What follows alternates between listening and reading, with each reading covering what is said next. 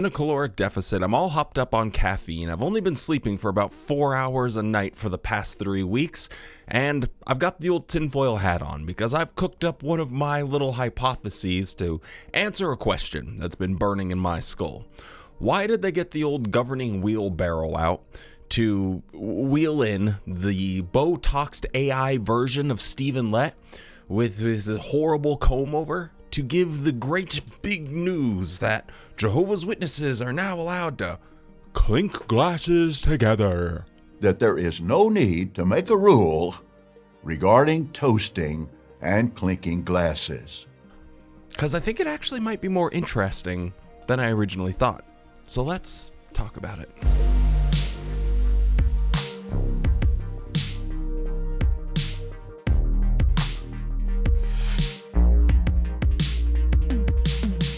Hello and welcome back to the JW Thoughts channel. My name is Wally, and today I am pouring a big old cup of Yappuccino. Podcast style Wally has entered the building because I want to talk about the mechanics of New Light, some of the nuts and bolts of it all. Now, this is something that I've talked about before. A lot of new people have come to the channel here recently, so maybe you don't know about the infamous ability of Wally Barnett to rant about things that are seemingly mundane for an incredibly long time. I have I think it's like a 30 or 40 minute video dedicated to clapping. Yes, I analyzed how people were clapping for that long, but I found it interesting. But there's an intersection here because this was a time, just for anyone that doesn't know it, when Garrett Loesch had announced that they were appointing 2 new governing body members. And during the course of the talk he was giving, building up to that moment, he tried to do the old classic Jehovah's Witness thing. If you are a convention speaker, particularly if you are a governing body member, you know how to hit that exact cadence to get that timing just right, so that way everyone in the audience knows that this is going to be a moment where they are going to smack their hands together like they are in Miami Beach, baby. Am I right? And everyone goes crazy. They hit the cadence and everyone knows there's a little pause. They're supposed to clap or laugh. And he tried this several times during the course of his talk to no avail. Maybe because he just looks like an old, bulldog or not a bulldog. Does he look like a bulldog? He kind of looks like my dog Goose, if I'm completely honest with you. Anyway, he's kind of boring when he talks is the point of what I'm trying to say. And no amount of indoctrination and linguistic programming could get people to motivated enough to clap their hands together.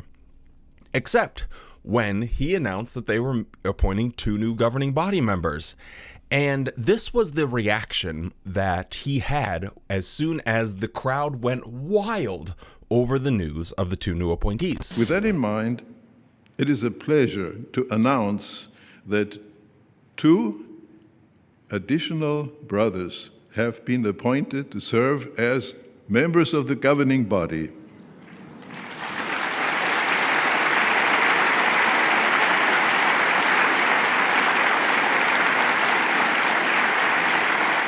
That was the live reaction, but this is what appeared on JW Broadcasting.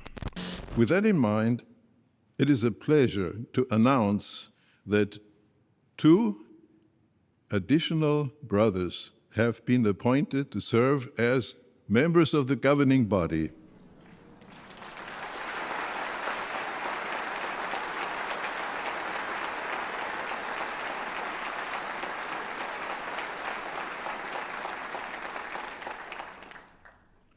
Well, brother.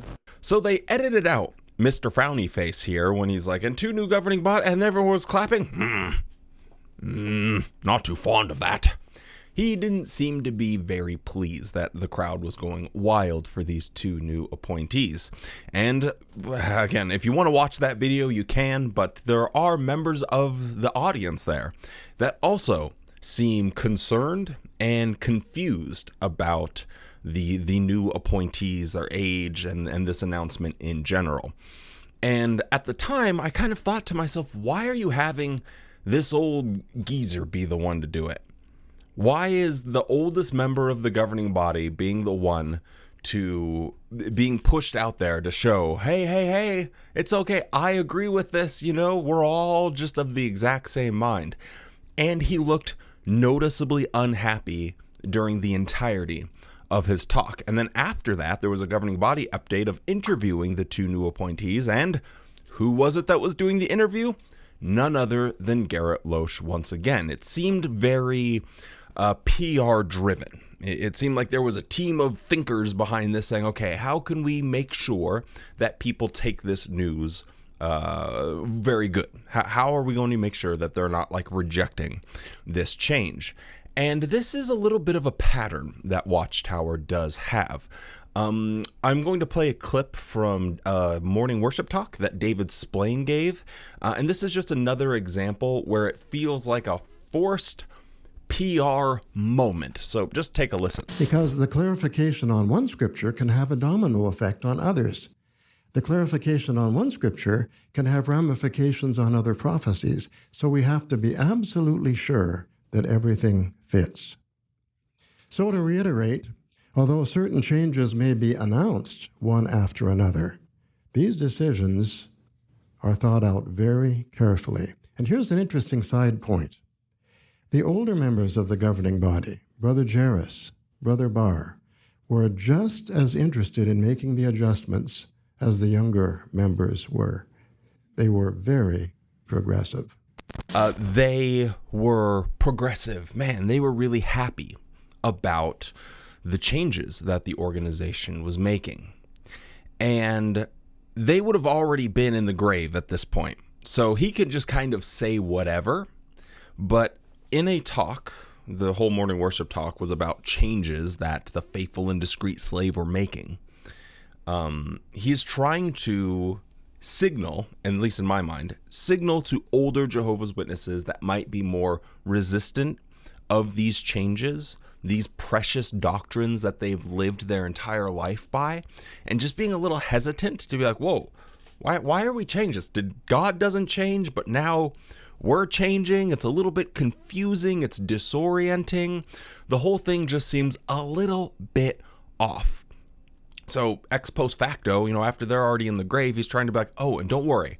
They were very progressive with all of the changes that we made right after they died. So the those two governing body members had, passed this mortal coil, and these dehydrated lickspittles had taken over and decided that they were going to get all cattywampus with the generation teaching and everything, and it was very confusing who can be a memorial partaker, all of that good stuff right around the time when they had died.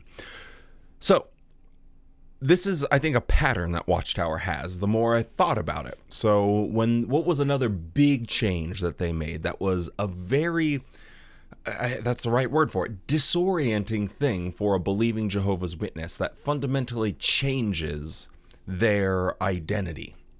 Well, it was growing facial hair. That was a big part of the Jehovah's Witness shuffle.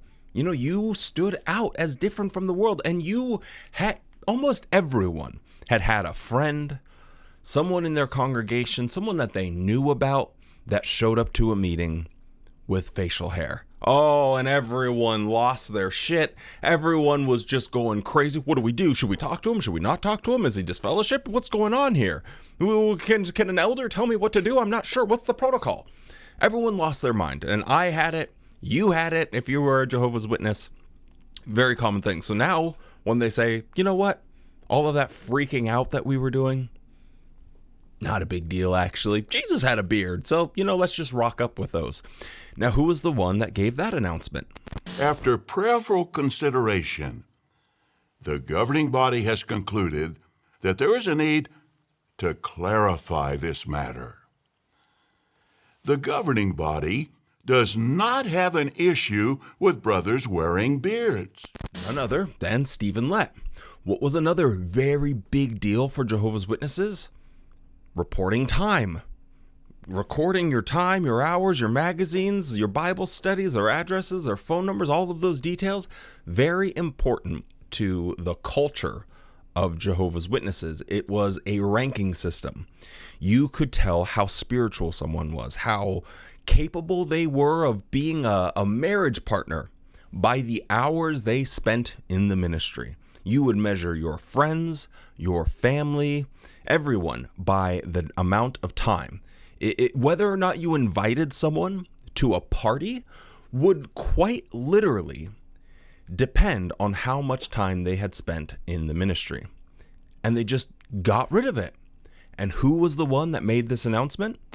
For this reason, we are pleased to announce that beginning November the 1st, 2023, congregation publishers will no longer be asked to report the amount of time they spend in the ministry.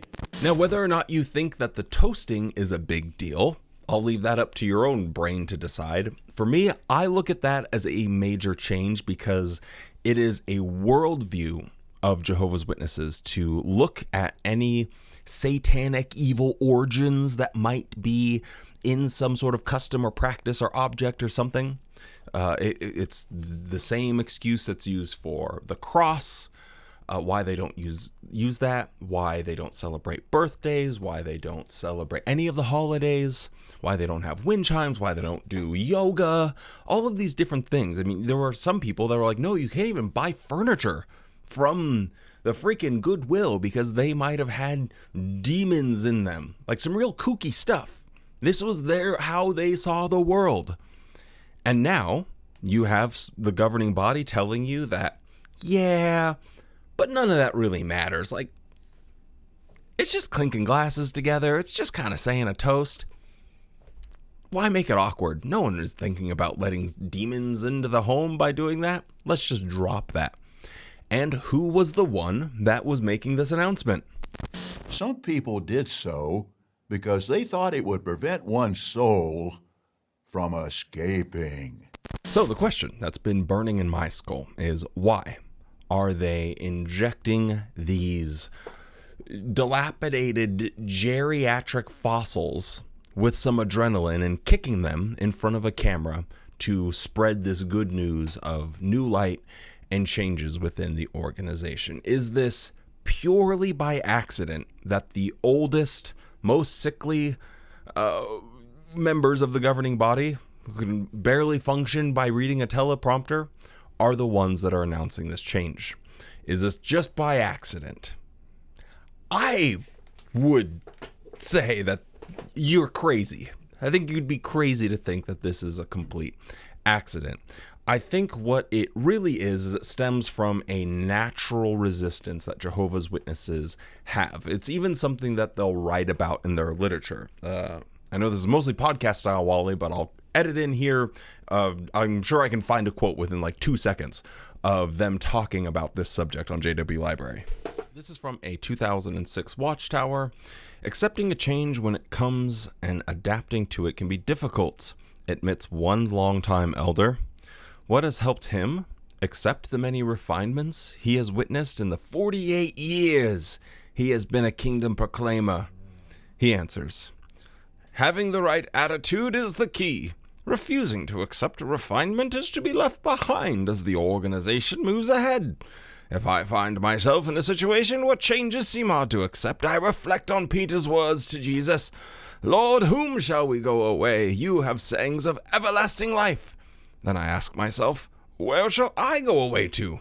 Out of there into the darkness of the world? Preposterous! This helps me to hold firmly to God's organization. I think this really typifies the message that they want to send out to older Jehovah's Witnesses. People that have been in the organization for a long time, that they've seen a lot.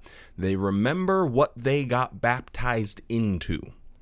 Right? When you are dedicating your life to God and the organization, you remember what that organization looked like.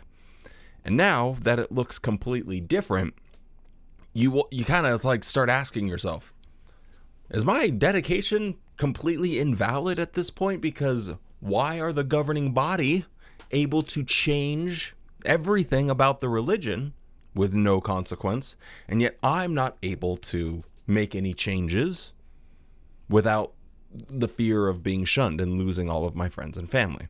Very legitimate concerns that people have. And so they print little propaganda like this, where it says, hey, where else are you going to go, pal? Yeah, where else are you going to be like this old geezer? He's been around for 48 years, and guess what he asks himself? Where the heck else am I going to go?